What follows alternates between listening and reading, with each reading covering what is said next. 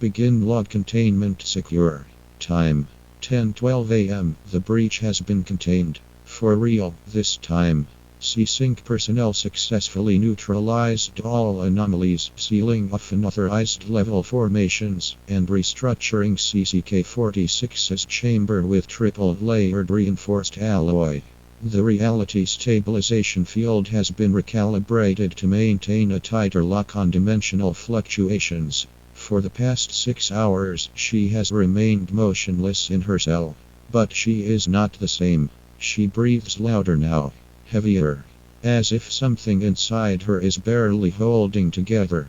Time 11:30 a.m. Adrian and I stood outside the reinforced glass, reviewing the updated containment parameters. He was speaking to me about increasing the intensity of the stabilization field, but every time he spoke, I could barely focus. Because she was hitting the glass. Not an attack. Not yet. But slow, deliberate smacks. Thud. Her massive, distorted paws slapped against the glass like a metronome, shaking the panel ever so slightly with each impact. Her neck twitched unnaturally with every hit, her crescent eyes burning into us like she knew. Like she was waiting. Thud. She didn't break eye contact. Thud. She breathed faster, louder, rapid. I asked Adrian if he wanted to step back. He just shook his head, staring at her. I think he was trying to understand something. That was his mistake. Because at 11:34 a.m., she moved too fast for us to react. She broke through the glass.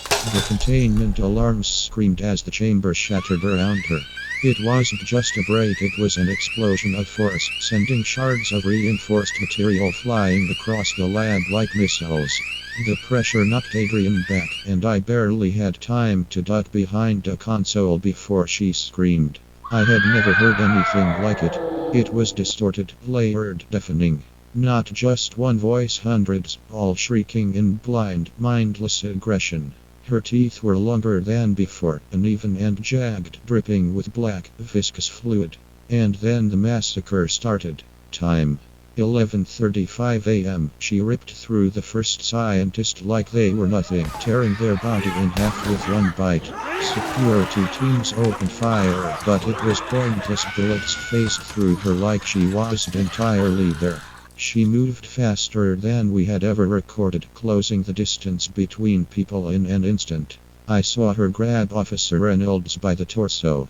I saw him fold. Not bend. Fold. His body collapsed inward like paper, his bones and flesh crunching into something unrecognizable before she threw him against the ceiling so hard he didn't come back down. Blood covered the floor. It soaked into her paws. Time 11:37 a.m. Adrian ran. He knew there was no saving anyone.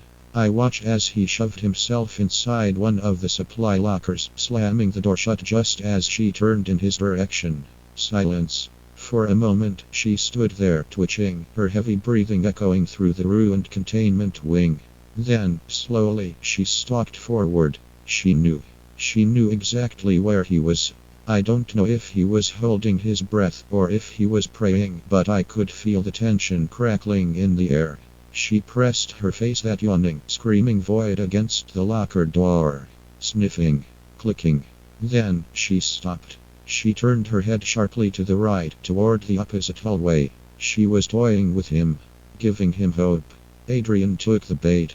He burst from the locker, sprinting toward her blind spot, past the wreckage of the lab, trying to reach the exit. He almost made it. She let him get that far. Because the moment he reached the doorway, she was already there. I don't know how she moved that fast, but I will never forget the sound he made when she bit down. Time 11:38 a.m. She didn't kill him instantly. She wanted him to feel it.